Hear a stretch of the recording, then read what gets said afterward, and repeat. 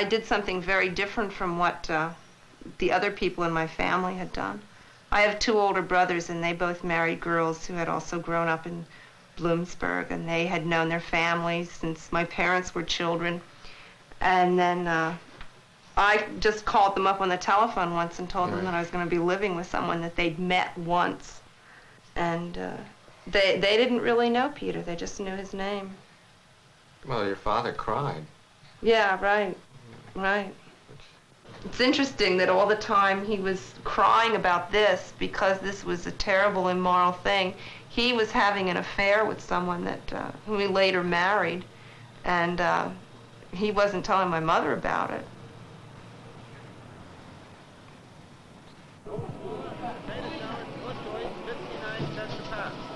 Barbecue chickens at $1.99. Shoppers in the produce department, we have bananas at 18 cents a pound, new cabbage at 9 cents a pound.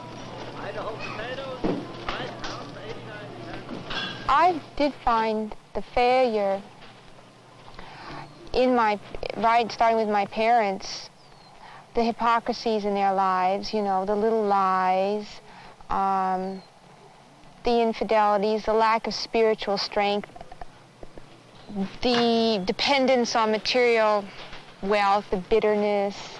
My mother went and stole my father's bronze medal from World War II. That was the meanest thing she could do. So my father smashed all her antiques and crystals, you know, and then after that, it went from there and got worse.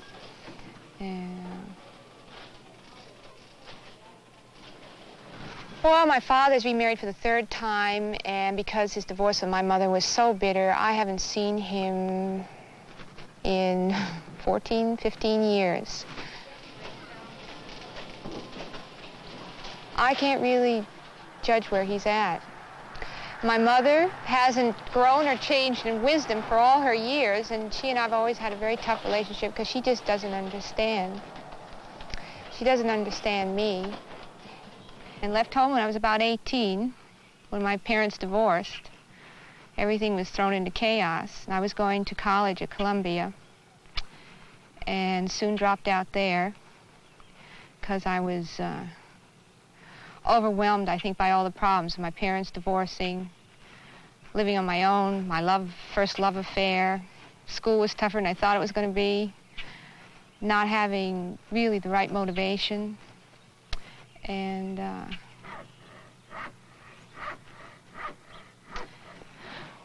finally went to work, back into school, back to work, back into school, and really went through a period of questioning my values, trying to find the meaning in life and not doing too well at all. Well, I remember about the first thing that really excited me was Kennedy.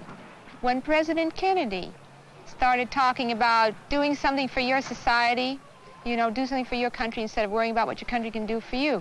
You know, it appealed to something inside of me, you know, the better side of me. And of course I was terribly, terribly, I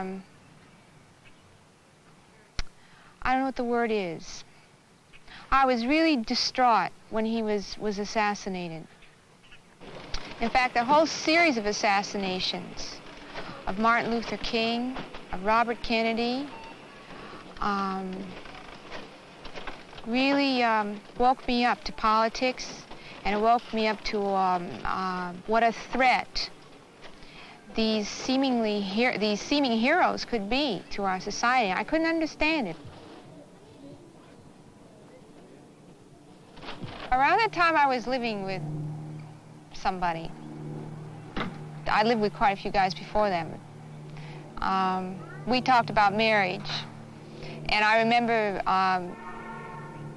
he really felt it was just a formality in this day and age, that typical argument that you just sign a piece of paper and that the real marriage is the agreement between you and the spirit, and the paper isn't going to hold you together. Obviously, with all the divorces that we'd seen and the divorce rate increasing all the time, you know, what did it matter whether you went to the altar or not? What mattered was how you felt about each other. And if it didn't work, you know, it didn't work. At least you didn't have to go through all that rigmarole of going to divorce court and what have you. Well, we debated that one, and I finally prevailed with the argument, well, if we have children, it doesn't just make it unnecessarily awkward if you're not legally married. And so we got married and moved to the Cape.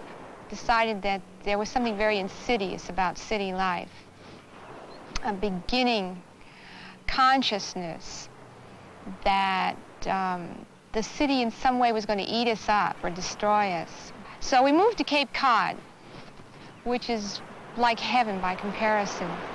And interestingly, it took me about 6 months to slow down, to really hear with my ears and see with my eyes and smell with my nose. I found that the city life had really dulled my senses. And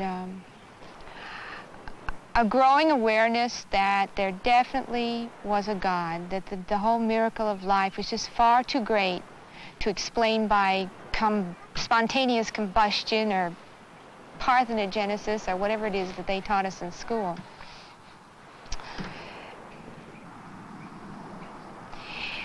We lived there running a resort for a while, and then wanted a family, and when the family didn't come, we decided to adopt.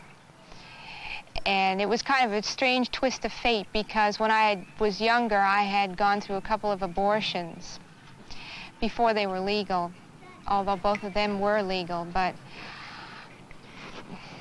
at the time, it seemed unthinkable to keep a child. It seemed impossible, really. It would be a nuisance to the family, and how could I work and support myself? And the father involved was not ready, and so on and so forth. So I had felt bad about having the abortions, you know. And it seemed a twist of fate that now that I was married, and now that we could have children, I couldn't have children. So we decided to adopt. My husband was sterile, and as long as you're going to adopt, why not take children who were less desirable to most people? We were kind of idealistic. So we adopted interracial children. Well, after about 5, 6 years, my husband got involved with another woman, and I didn't know about it. And, there were things before that, the friction between us. When I finally just really confronted him about this other relationship, there was no great scene. So we thought it would hurt less if we kept everything out in the open. You know, if he was interested in someone, well, maybe there was a way that he could love me and love them too. You know, instead of having to throw a relationship entirely out, you could keep what was good with me and pursue whatever was good with someone else. And I accepted that.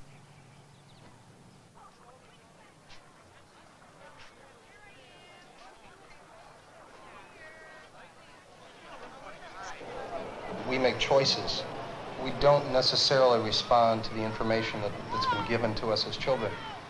And when we run across a new situation, generally speaking, we act on however we feel that day. Not quite situation ethics, but more really trying to make a conscious choice of what's going to make me happy. And the end result is it works out pretty good. You know, if I'm hanging out in a bar and I run into a lady and I want to go out and get her, I do it. But there are also ethics attached to our relationship, and the way I do it is that I say, hey, listen, at midnight, I turn into a pumpkin, you know? If you want me between now and midnight, that's okay. But at midnight, I go home to Janet, and that's the way it is. Well, that's because I work until midnight. Yeah, right.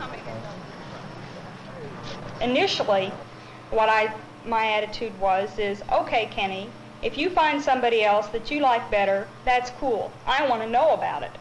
I don't want to not know about it and all of a sudden find out Yeah. that you're out with somebody else. I want to know about it up front. Let's at least have honesty. If we can't have anything else, let's at least try to eliminate the backdoor relationship. Let's at least try to keep everything up front.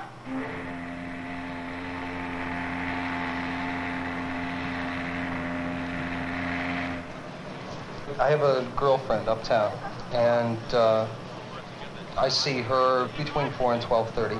Sometimes a little later. I go to sleep maybe, and I don't get home on time. But she has a girlfriend, and the girlfriend had been talking to her about going to bed with me, and so this other girl talked to me about it. I said, "Yeah, dandy. Hey, that'd be great. Let's do it." You know. And finally, one night, I ran into the girl in a bar that I hang out in, and threesomes are very, very difficult. The interplay is incredible. Absolute personal interplay is incredible. Not to mention the logistics. Oh, the logistics. That's We had a live-in threesome for a while. We had another woman living with us and making love with us and everything else. But that's too when we were into really partying. Yeah, we were both going out. Yeah. We'd go out together and party and play. We'd Yeah. get into threesomes, foursomes, whatever. And then Your we got birthday? to... Oh, don't talk about that. We talked about it quite a bit, and we felt that there were a lot of things about marriage that didn't really have any meaning for us. But ultimately, we felt that it was still an important thing to do, that it signified something that we were really committed to each other, and the idea of making a life together and having a family.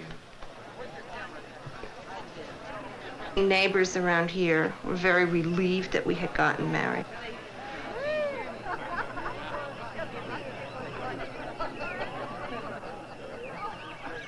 I had been thinking of getting out of the city for about 3 years before I met Ann. We met on a train coming back from a peace march in Washington. And initially, my idea was simply that I did not like the ugliness and noise and dirt of the city, and I wanted to have some place outside of it that I could at least go to.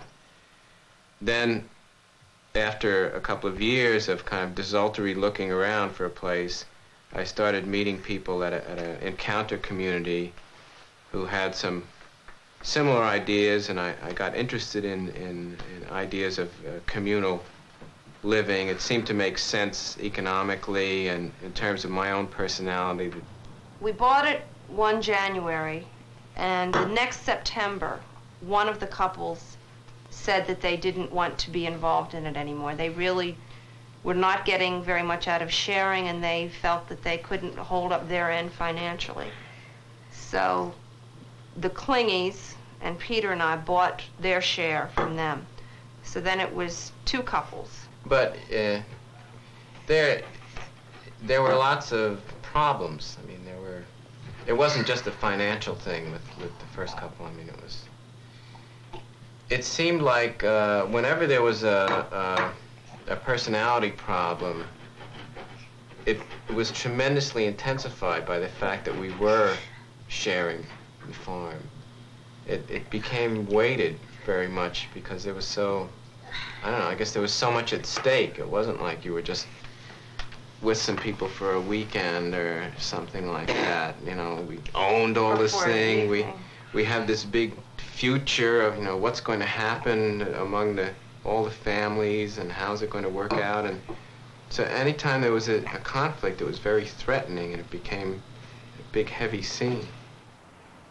In fact, there were many things that happened while we were all together that were utterly fantastic and that have never happened before or since or happened anywhere else, like having 30 people eat here, and people, we have pictures of people doing, Ann leading a snake dance up the road here with little children and grown-ups, and sitting on the lawn are 70-year-old people and a nun, and it's just a mixture of people doing things that you would never see. It was anywhere always else. very exciting, and there was always something like that happening.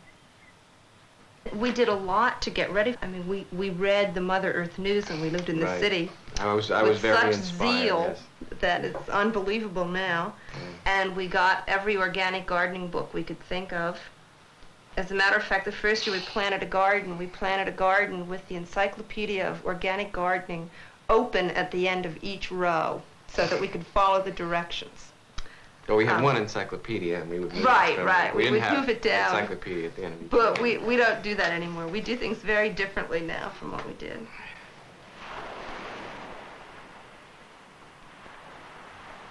So there were other relationships. Then he brought home this girl who was really very nice. And, you know, we were getting terribly civilized now.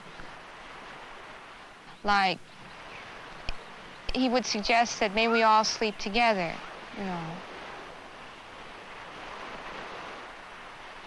And when it turned out that that she had a problem with frigidity, he suggested to me very playfully, well, maybe you could help her, you know. And like, I didn't believe my ears at first, you know. I wasn't sure he was suggesting what I thought he was. And of course, any lesbian experiences or lesbian thoughts had never really been a part of my life. I've been totally protected from that. And so I was not very quick to pick up on that suggestion. I kind of laughed it off. And what happened in about 6 months is that this girl was a really lovely person, and I grew to really love her. So we kind of went through the stage of finding that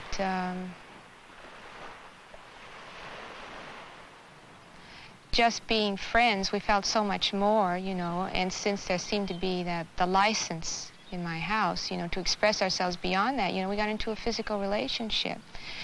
And in all this time, I was, in a sense, still lost.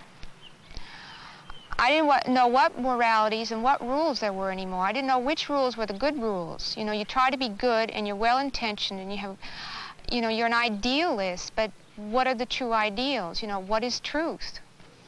You know, if you're honest with each other and you hurt each other, you know, if you have affairs out in the open, is that any better than having affairs in secret, you know? And how do you remain true to each other? You know, how do you keep a solid family? How do you remain close? How do you get truth in the government? How do you get honesty in the government? You vote for the right guy, he thinks the right guy and he doesn't win. Or you vote for the right guy and he wins and he gets killed. And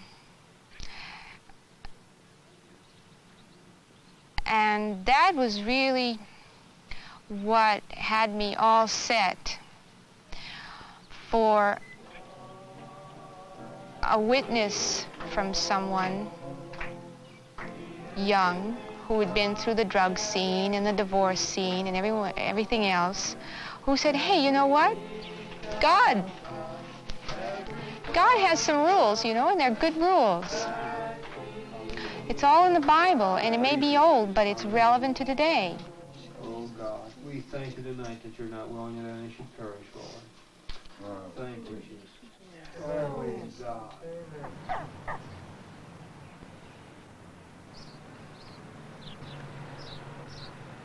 So I started working in a massage parlor and started making a lot of money. At first, you know, I liked it as far as the money that I was making. I can't say that I didn't, you know, like it because I did at first. I liked the feeling of being able to walk down the street and buy anything that I wanted, because for so long I had lived with just the clothes that were on my back and things. And when I was 15, I got involved in hippie movement pretty heavily because I was influenced by the outward philosophy, you know, love and peace and all that. And for about 5 years, I guess, like I hitchhiked to California and I lived up in the mountains in a tree house. I lived in communes and I got involved in the women's movement, and I got into yoga, and I just, I was trying everything to find God. I was looking for it in sort of a mystical experience like Eastern religions and stuff. I had led a really, what I felt was an unmaterialistic life. Finally, when I was 22, I was just at the end of my rope. I was really unhappy, and I thought, well, maybe money is the answer. It's the only thing I could see. I felt it's got to be the way, I worked in 2 different places, and I eventually got into prostitution, which most of the girls did. Some of the places, it was really more of a personal thing. It was left up to the girl what to do, And that's how you made all your money. You didn't really make any money by just doing body rubs, It was all the extra things that you did.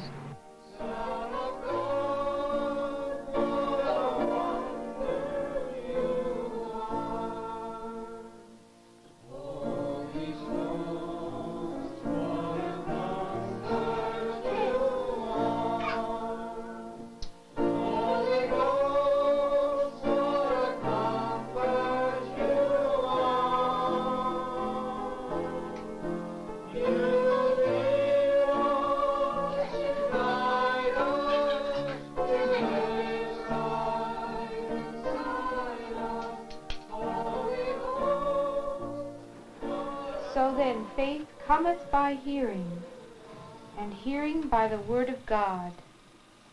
But I say, have they not heard?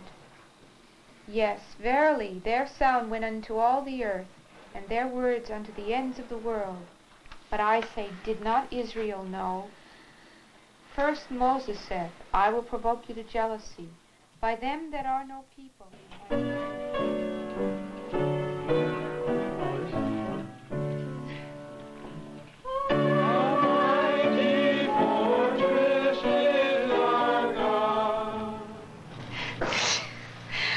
That's from the old days.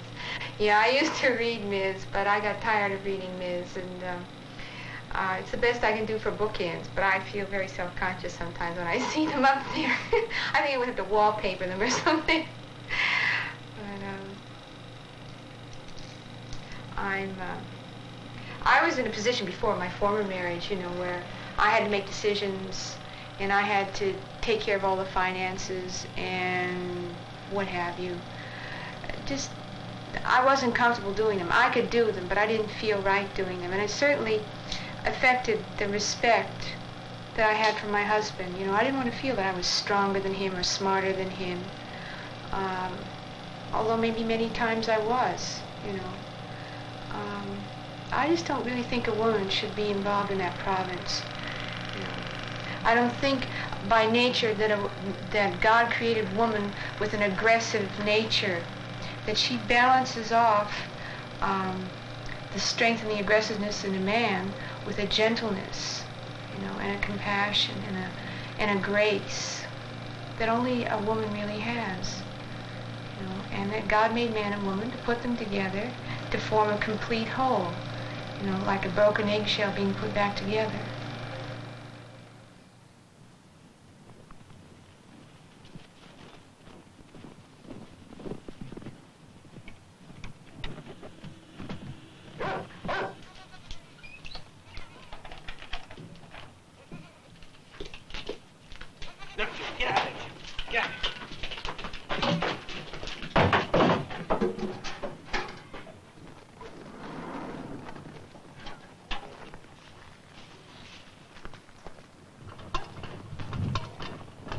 I still like the animals in the garden, but right at this time, I would just much rather concentrate on doing film work and maybe later on get back into having animals and that kind of thing. Yeah, I think that's probably one of the biggest changes. When we first came here, careers were way down on the ladder of priorities.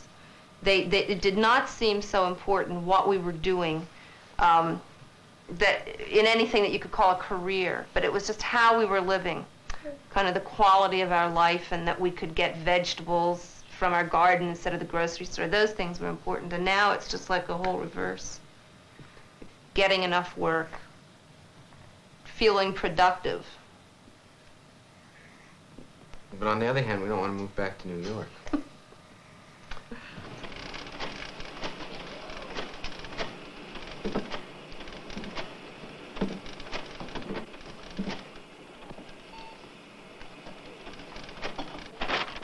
And also, I don't think I have ever gotten over the disappointment of the